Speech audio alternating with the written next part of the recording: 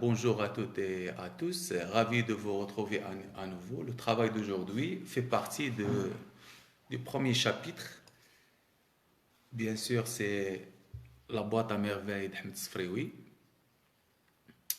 Alors, la page 6 jusqu'à la page 7, le texte commence par j'avais peut-être 6 ans jusqu'à de parfums et de fleurs. Alors, pour les élèves que j'ai fait ce texte, mais c'est un texte très intéressant, très important, et c'est pour cela, euh, bonjour Islam, alors c'est pour cela j'aimerais bien répéter ce texte et re-expliquer ce texte d'une autre manière. Alors, s'il vous plaît, vous prenez le texte, vous prenez un stylo et vous prenez un papier et on essaye de travailler sur l'axe principal, c'est le thème de la solitude et c'est la différence entre Sidi Mohamed qui est le narrateur et ses amis, alors ces bambins de l'école coranique. Alors notre travail va durer 25 minutes bien sûr et je vous laisse à faire une synthèse et vous pouvez m'envoyer dans le WhatsApp la synthèse. Alors, vous prenez d'abord le texte. Alors, ça commence par j'avais peut-être 6 ans. Dès la première phrase, c'est le locuteur, c'est l'imiteur qui parle ici, c'est le jeu. Alors, le jeu renvoie et à qui, à votre opinion? Alors, le jeu ici, c'est qui? Alors, j'avais peut-être 6 ans. Ici, on a qui parle ici, à votre opinion? Alors, c'est le narrateur. Alors, c'est le narrateur qui parle. Puisqu'il s'agit d'une autobiographie, le narrateur ici parle. Bonjour, oui. Alors, le narrateur parle à qui? À votre opinion? Il parle à lui-même. C'est bien. Alors, j'avais peut-être 6 ans et ici on a un adverbe de l'incertitude. Il n'est pas sûr qu'ils avaient 6 ans parce qu'il ne s'agit pas ici d'une histoire géo. Ici, c'est la littérature et l'exactitude n'existe pas. Oui, très bien, la mienne, c'est le narrateur et il n'est pas sûr et certain qu'il avait 6 ans. Il dit peut-être puisqu'il s'agit de la littérature. Dans la littérature, ce n'est pas dans l'histoire, ce ne sont pas des événements exacts. Alors, j'avais peut-être 6 ans, point, oui, c'est le narrateur, et le narrateur parle à lui-même, et bien sûr, on va voir le sujet. Oui, il parle très bien, Mohamed, il parle à lui-même, oui. Alors, la deuxième phrase. Ma mémoire était une serre riche et les moindres événements s'y gravaient en images ineffaçables. Alors, elle commence. Oui, Rizlan, Sidi Mohamed, le narrateur, le personnage principal. C'est très bien parce que c'est l'autobiographie. Très bien. Alors, la mémoire, alors quand on parle de la c'est ce qu'elle reste. Alors, ce qu'elle reste dans sa mémoire. La mémoire ici, c'est ce qu'on appelle Dakira. C'est compris. Ma mémoire, yani, la mémoire du narrateur était un cerf fraîche et là, on parle d'une métaphore.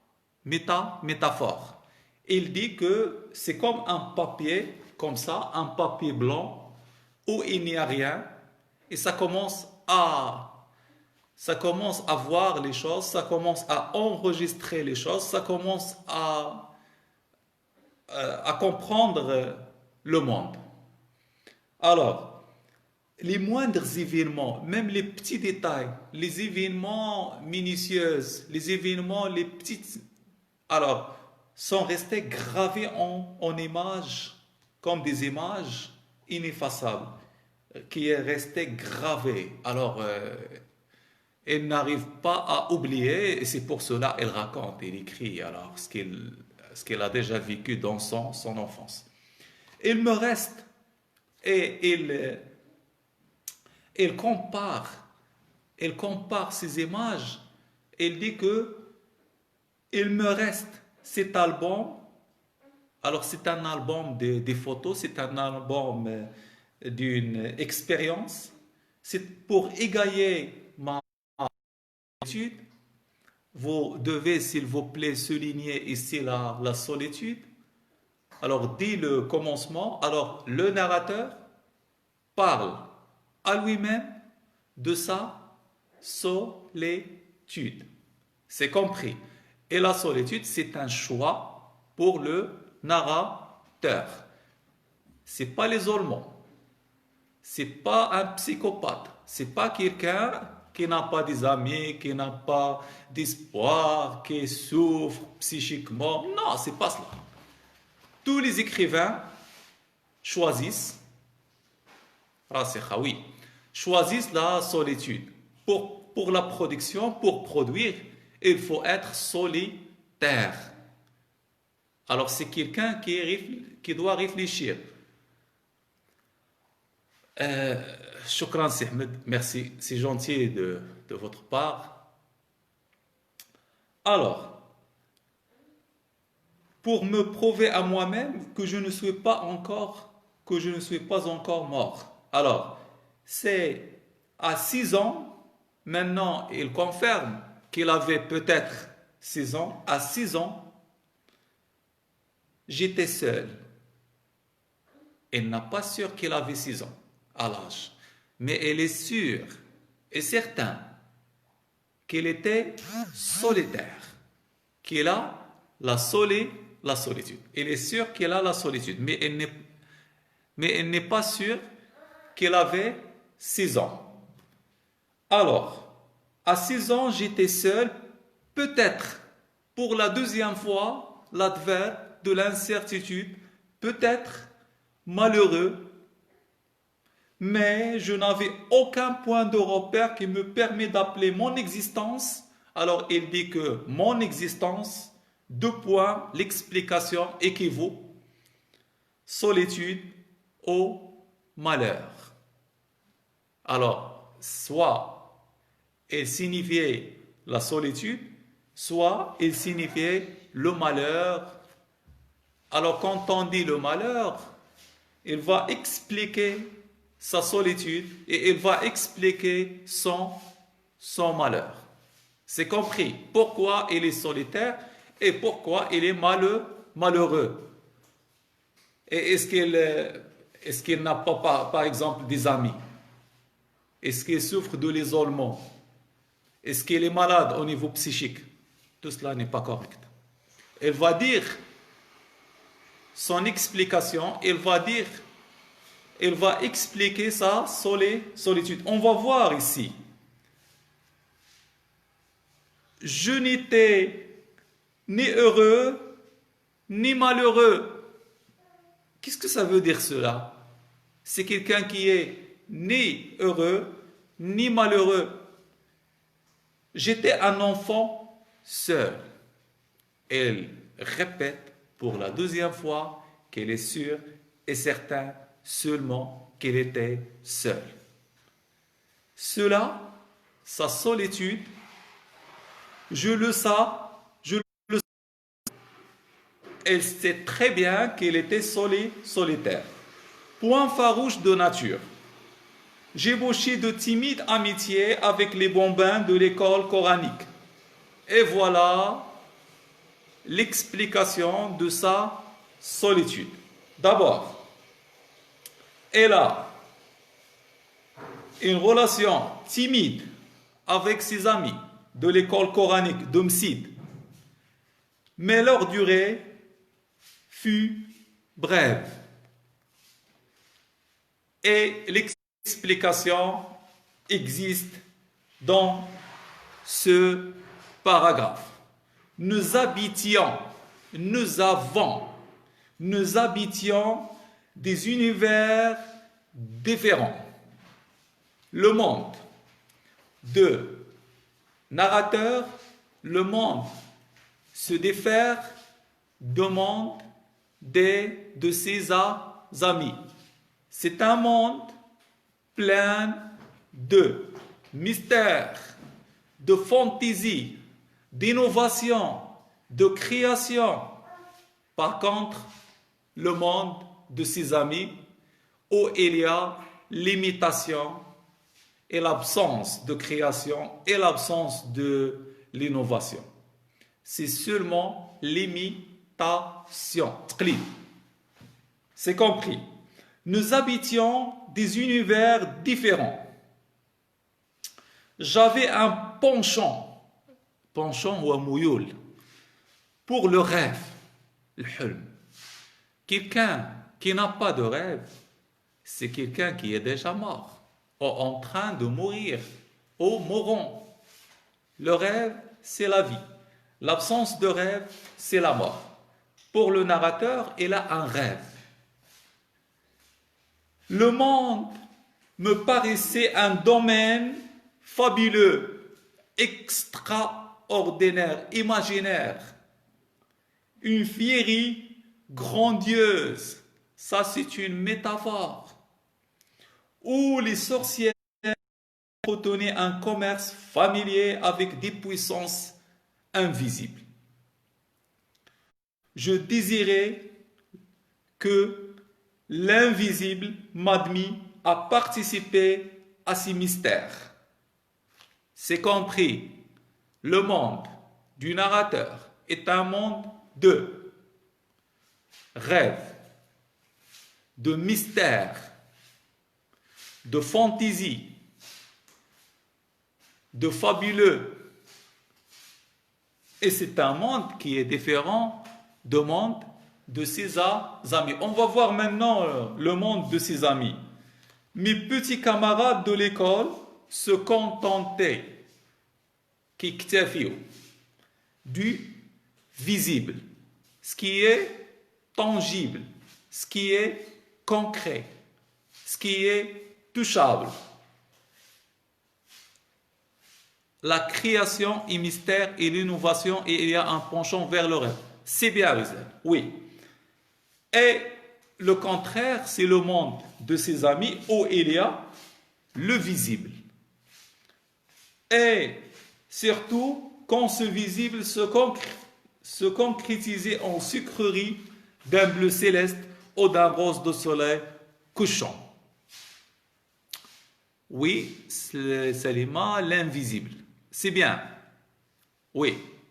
Merci, Mouna. Ils aimaient grignoter, sucer, mordre à plein dents. Ils aimaient aussi jouer à la bataille, se prendre à la gorge avec des airs d'assassins, crier pour imiter la voix de leur père, s'insulter pour imiter les voisins, commander pour imiter le maître d'école. Le point commun, c'est imiter, imiter, imiter. قلد. شنو تيقلد؟ كيقلد لو بير. لا تعايروا الناس كيتعاير oui. Le visible, le tangible, le concret, et ils ont un penchant vers l'imitation. Très bien. Moi, moi, c'est un dictique, c'est un indice de l'énonciation. Moi, je. Elle met le point sur le moi. Moi, je. Voler, je ne voulais rien imiter. Elle déteste. Elle n'aime pas l'imitation. Oui, Lamia, le monde du narrateur est un monde de rêve, de mystère, de création et différent du monde de ses amis et un monde de l'imitation et de visible. Très bien, Lamia. Alors, moi, je ne voulais rien imiter. Je voulais connaître. Le monde du narrateur, c'est un monde de la connaissance. C'est un monde de savoir. C'est un monde de poser la question. C'est un monde de critiquer les choses, de critiquer les personnes, de critiquer l'entourage. C'est l'esprit critique. C'est l'être en soi. C'est un écrivain. On n'oublie pas que ici le narrateur, c'est l'auteur, c'est le personnage principal. C'est Ahmed Sfrioui. C'est un grand écrivain. Abdallah, l'épicier, me raconta les exploits d'un roi magnifique qui vivait dans un pays de lumière. Il est fasciné. Il est fasciné par le personnage secondaire qui s'appelait Abdallah parce qu'il raconte au narrateur des choses fabuleuses, des choses imaginaires, des choses mystérieuses. C'est pour cela qu'il dit que la nourriture de son esprit passe à travers la narration d'un personnage qui s'appelle Abdallah. Il n'y a aucune ressemblance entre Sidi Mohammed et ses amis. Oui, c'est correct. Ils vivaient deux univers, deux mondes, deux cosmos différents, totalement différents, entièrement différents. Alors, qui vivaient dans un monde de lumière, de fleurs et de parfums, par-delà les mers des ténèbres, par-delà la grande muraille, et je désirais, c'est le désir, Quand on dit le désir, c'est quelqu'un qu'elle aime, c'est quelque chose qu'elle aime. Je désirais faire un pacte avec les puissances invisibles. Ici, on peut dire l'influence de la tante Kenza, de la Chouafa, parce qu'il fait appel au Jnoun, fait appel à des forces supérieures, des forces invisibles. C'est une source de fascination, c'est quelque chose qui reste sans réponse pour un narrateur qui est âgé de 6 ans, un petit enfant. Oui, Abdallah l'épicier, c'est le conteur du narrateur. Oui, c'est quelqu'un qui enrichit l'esprit du narrateur par des narrations fabuleuses, mystérieuses, des choses magnifiques. Un pacte avec les puissances invisibles qui obéissaient aux sorcières afin qu'ils m'emmènent par-delà les mers des ténèbres et par-delà la grande muraille. Vivre dans ce pays de lumière, de parfums et de fleurs. Si on veut faire une petite synthèse de ce texte, qui est l'objet de notre travail aujourd'hui, on va dire quoi à votre opinion? C'est le locuteur qui parle à l'interlocuteur, c'est le narrateur qui parle à lui-même de sa solitude et de sa différence avec ses amis et ses bambins de l'école coranique. Le narrateur et ses amis vivaient deux mondes, deux cosmos différents, totalement, entièrement différents. Le monde du narrateur est plein de mystères, de création, d'innovation, de rêves. Par contre, le monde de ses amis est un monde de limitation et de concret, de visible. Pour le personnage secondaire de Abdallah, c'est quelqu'un qui nourrit la pensée, l'esprit du narrateur, car il lui raconte des exploits des rois fabuleux, des choses extraordinaires. Ce qu'il aime, cela fait partie des choses qu'il aime le narrateur. Alors, je mets un point, je m'arrête ici. Bien sûr, j'attends votre intervention dans le WhatsApp. Vous pouvez rédiger une petite synthèse pour dire le résultat de notre travail d'aujourd'hui. Et bien sûr, je vais vous proposer un autre texte à travailler. On va aller comme ça jusqu'à la fin de l'œuvre. Et merci de votre attention et à la prochaine, ravi de vous retrouver à nouveau. Au revoir. Oui, Rizlan. Le thème principal, la solitude et la différence entre le narrateur et ses bambins de l'école coranique. Très bien. Oui, c'est bien.